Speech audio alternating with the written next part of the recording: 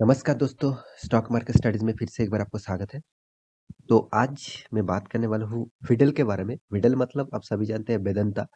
तो वेदांता ग्रुप के बारे में आज बात करूँगा क्योंकि वेदांता से एक बहुत बड़ा ब्रेकिंग न्यूज़ यहाँ पे आ चुके हैं और इस न्यूज़ को आपको ज़रूर देखना चाहिए क्योंकि ये जो न्यूज़ है वो टोटली देखा जाए वेदांता के लिए भी पॉजिटिविटी है और साथ ही साथ बीपीसीएल के लिए भी पॉजिटिविटी है। क्योंकि बीपीसीएल से वेदांता के साथ दोनों ही वेदांता एक अच्छा खासा काम कर रहे हैं यहाँ पे बीपीसीएल के ऊपर। तो काम मतलब इन्वेस्ट करने वाले हैं। तो ये जो न्यूज़ है, इस तरीके से न्यूज़ ऑब्वियसली एक पॉजिटिविटी ले आ जाता है क्योंकि देखिए कोई भी कंपनी दूसरे कंपनी को मतलब दूसरे कंपनी का स्टेक बाय कर रहे हैं, उसका हिस्सेदारी बाय कर रहे हैं, मतलब क्या है? उस कंपनी में कुछ पॉजिटिव होने वाला है, तो इसीलिए तो बाय कर रहे हैं ना। तो इस तरीके से न्यूज़ आपको देखना चाहिए, तभी आपको पता चलेगा मार्केट में क्या हो रहा है, क्या नहीं हो रहा है।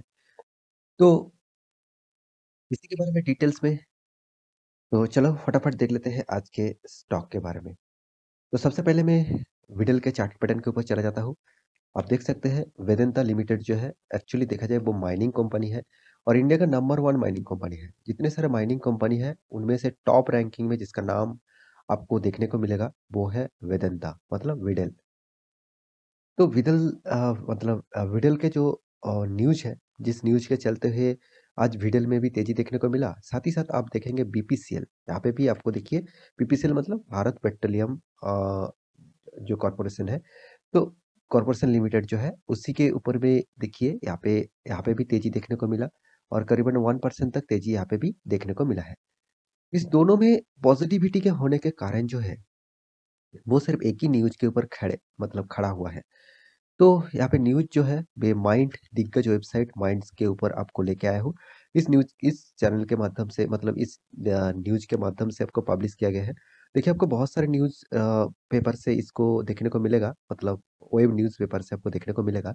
तो मैं यहाँ पे माइंड के ऊपर आ चुका हूँ। यहाँ पे आप देख सकते हैं वेदांता क्या करने वाला है is willing to spend as much as $12 billion to acquire BPCL. BPCL को क्या करने वाला है? एक्वायर करने वाला है। मतलब उसका स्टेक खरीदारी करने वाला है। कितना इन्वेस्ट करने वाला है? $12 बिलियन। कितना बड़ा इन्वेस्टमेंट यहाँ पे करने वाला है। तो इसके ऊपर आपको तो ज़रूर फ़ोकस होना चाहिए क्योंकि इस तरीके से इन्वेस्टमेंट क्यों कर रहे हैं? उसके पीछे तो कारण तो ज़रूर होगा। उस कारण के बारे में चलो देख लेते हैं। तो यहाँ पे आप देख सकते हैं वेदांता ग्रुप, आप सभी जानते हैं विडल वेदांता ग्रुप बहुत बड़ा ग्रुप है और इन्होंने क्या डिसाइड किया है? यहाँ पे ग्रुप ने जो एक्चुअली डिसाइड किया है, स्पेंड करने वाला है $12 billion to acquire India's state owner actually जो एक्चुअली रिफाइनरी है, भारत पेट्रोलियम कॉर्पोरेशन, इसको एक्वायर करने वाला है। An asset sales that the among nation biggest and which was यहाँ पे देखिए faced delayed in the competition. तो यहाँ पे जो एक्चुअली मेन जो मुद्दा है, वो आपको एक बार मैं समझा दूँ। एक्चुअली वेदांता जो है, वो क्या करने वाला है? बीपीसीएल के ऊपर इन्वेस्ट करने वाला है। वो भी छोटा-मोटा अमाउंट नहीं है। $12 बिलियन बहुत बड़ा अमाउंट होते हैं। आप एक बार कैलकुलेट करके देख लेना। और उन्होंने कहा है we are not going to big aggressively but we will put the right price मतलब राइट प्राइस में उनका खरीदारी करने का फैसला उन्होंने ले चुके हैं। Billionaire chairman Anil Agarwal said in the interview के माध्यम से उन्होंने बताया है जे बीपीसीएल के ऊपर इन्वेस्ट कितना करने वाले हैं। तो देखिए the market cap of this company about $11 billion और टू $12 बिलियन। तो this is the amount of the investment we are looking at मतलब कितना बड़ा अमाउंट यहाँ पे इन्वेस्ट किया जा रहा है आप देख सकते हैं। इसका जो मार्केट कैपिटलाइजेशन के है उसके हिसाब से ही इन्वेस्ट किया जा रहा है। तो मुझे लगता है इस ये जो न्यूज़ है ऑब्वियसली पॉजिटिव है और इस न्यूज़ के चलते हुए आज के दिन दोनों कंपनी में तेजी देखने को मिला। देखिए कोई भी स्टॉक में तेजी और कोई भी अच्छा खासा न्यूज़ आ जाता है तो रिटेल पब्लिक वहाँ से ही गलती करना शुरू कर देते हैं क्योंकि उसको लगता है ये न्यूज़ अच्छा आया, कंपनी भाग रहे हैं, स्टॉक भाग रहे हैं तो मैं भी जाके निवेश कर दूँ। देखिए इस तरीके से निवेश आप कर सकते हैं, वो भी इंट्राडे के लिए। मगर इस तरीके से बहुत सारे ट्रैक न्यूज़ भी किया जाता है, न्यूज़ पब्लिश भी किया जाता है, इसके माध्यम से रिटेल पब्लिक को फँसाया जाता है। किस तरीके से फँस जाते हैं वो? इस तरीके से न्यूज़ दिखा के अच्छा खासा तेज़ी देखने को मिलता है, उसके बाद ज़बरदस्त गिरावट देखने भी मिलता है। मैं अभी आपको एक एग्ज़ाम्पल दे दूँगा। देखिए एग्ज़ाम्पल जो है वो कमिंस इंडिया है आज के दिन यहाँ पे देखिए इसके बारे में मैं बात नहीं कर रहा हूँ, मैं आपको एक डेटा चेक दिखा रहा हूँ देखिए। इसका भी न्यूज़ आया था एक और उसके बाद देखिए कितना ज़बरदस्त उछाल देखने को मिला और रिटेल पब्लिक क्या करते हैं, बाय तब करते हैं जब टॉप लेवल में बाय करते हैं। उसके बाद देखिए भारी भरकम गिरावट हुआ और वो तो इस सिचुएशन में क्या करेगा, शेयर को बेच देंगे।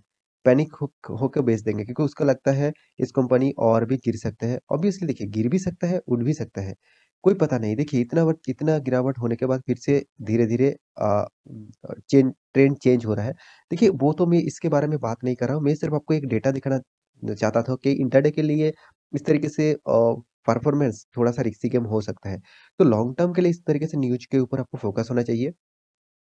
तो कंपनी के बारे में बात करूँ तो देखिए कंपनी का एक डेटा मैं आपको ज़रूर यहाँ पे दिखाना चाहता हूँ। 6 मंथ के चार्ट पैटर्न ओपन कर दूँ तो 25% का रिटर्न, खराब नहीं है, 25% 6 मंथ में अच्छा खासा रिटर्न माना जाता है। 1 साल की बात करूँ 1 साल की बात करूँ तो यहाँ पे कुछ अच्छा खासा रिटर्न मिला 93% वो भी ठीक-ठाक है। उसके बाद नज़रिया कुछ चेंज हो जाएगा। देखिए 5 साल में 43%, 1 साल में 90% तक रिटर्न मिला था और 5 साल में तो उससे ज़्यादा होना चाहिए था। मगर देखिए गिरावट उसके बाद उछाल। तो पिछले जो लेवल था, वो ही लेवल में अभी चल रहा है। तो मैक्सिमम चार्ट पैटर्न ओपन कर दूँ, तो देखिए 9000% का रिटर्न, मानता हूँ 9700% का रिटर्न दिया है। मगर स्टॉक का परफॉर्मेंस देखिए, कितना बड़ा अप्स एंड डाउन। इस तरीके से अप्स एंड डाउन आपको कौन-सा स्टॉक में देखने को मिलता है? Small cap, mid cap, micro cap. तो इस तरीके से कंपनी में आपको देखने को मिलता है। मगर एक कंपनी को छोटा-मोटा कंपनी है, आप देख सकते हैं 1 लाख करोड़ से भी ज़्यादा इसका मार्केट कैपिटलाइज़ेशन है। इतना बड़ा मार्केट कैपिटलाइज़ेशन होने के बाद भी इस स्टॉक में इतना उछाल तो आप समझ चुके हैं किस लिए मैं बता रहा हूँ कि इस स्टॉक स्टॉक में उतना पोटेंशियल नहीं है, जिस तरीके से पोटेंशियल मुझे देखने को मिलता है। तो कंपनी के बारे में बात करूँ देखिए कंपनी इंडिया का माइनिंग सेक्टर में, मिनरल सेक्टर में बिलॉन्ग करते हैं और साथ ही साथ कंपनी का देखिए माइनिंग और मेटल सेक्टर में नंबर 1 पोज़ीशन में कंपनी का रैंकिंग है। साथ ही साथ कंपनी के और भी आपको डेटा दिखा दूँ तो यहाँ पे आप देख सकते हैं कंपनी हर साल में प्रॉफ़िट नहीं कमा रहा है, थोड़ा-थोड़ा बीच में लॉस भी किया। आप देख सकते हैं इसका परफ़ॉर्मेंस देखिए 2010 10 मतलब 2010 से 2014 तक मतलब 2014 तक कंपनी ने हर साल में प्रॉफ़िट किया। उसके बाद 15, 16 दोनों सालों में 15,000 12,000 करोड़ का लॉस किया। उसके बाद फिर से 17 में 6,000 करोड़ का प्रॉफ़िट किया। 18 में 10,000 करोड़ का प्रॉफ़िट किया, 19 में 7,000 करोड़ का प्रॉफ़िट किया, उसके बाद 2020 में 6,000 करोड़ का लॉस किया। क्योंकि कोरोना का सिचुएशन था, इसीलिए शायद उन्होंने लॉस किया, मगर मुझे इस बात से ये चीज़ नहीं बताना चाहिए कि कोरोना के लिए ही लॉस हुआ। क्योंकि देखिए ये जो जिस सेक्टर से बिलॉन्ग करते हैं उस सेक्टर क कुछ भी प्रॉब्लम आएगा तो भी चलेगा क्योंकि माइनिंग सेक्टर से बिलॉन्ग करते हैं। साथ ही साथ कंपनी का देखिए 2020-21 के बारे में बात करूँ, तो अच्छा खासा प्रॉफ़िट किया 11,000 करोड़ और अभी फिलहाल जो 1 साल के सिनेरियो है, वो सब रिकॉर्ड तोड़ चुके हैं। 18,500 करोड़ का टोटल इनकम कंपनी कर चुके हैं। कंपनी देखिए बहुत बार आपको डिविडेंड भी दे चुके हैं। 2021 में 2 बार आपको डिविडेंड दे चुके हैं। साथ ही साथ 2020 में भी 2 बार आपको डिविडेंड दिया, 19 में भी दिया, 18, 17, 16 बहुत बार आपको डिविडेंड मिला है। कंपनी आपको बोनस भी दिया 2 बार अच्छी बात है। 2015 में 2005 में, 2018 में 2008 में 1:1 का रेशियो में आपको बोनस भी दिया है। साथ ही साथ स्प्लिट के बारे में बात करूँ तो स्प्लिट अभी तक कंपनी स्प्लिट नहीं एक एक बार ही स्प्लिट किया। इसका फेस वैल्यू ₹10 था और अभी फिलहाल ₹1 फेस वैल्यू है। तो कंपनी देखिए परफॉर्मेंस जिस तरीके से कर रहा है, कोई खराब नहीं कहेगा। मगर मुझे इस कंपनी में उतना पोटेंशियल नहीं लगता, जिस तरीके से ज़्यादा दूसरे कंपनी में लगता है। क्योंकि कंपनी के प्रोमोटर देखिए 50% था, अभी 65% होल्ड करके रखा। एफआईज़ देखिए 15% होल्ड था, अभी 18% होल्ड करके रखा है। साथ ही साथ देखिए डीएस ने कितना माल उठा के रखा था 18% अभी उसका होल्डिंग है 11% मान के चलिए 12%। पब्लिक के पास कितना था 13% 13.88% था और अभी पिछले कब कब क्या था 14% 7 14.71%। तो पब्लिक खुद का स्टेक भी यहाँ पे बेच रहा है। तो देखिए हर कोई सेक्टर में इसका हिस्सेदारी है, मगर इन्वेस्टर यहाँ पे ज़्यादा इन्वेस्ट नहीं करना चाहते हैं।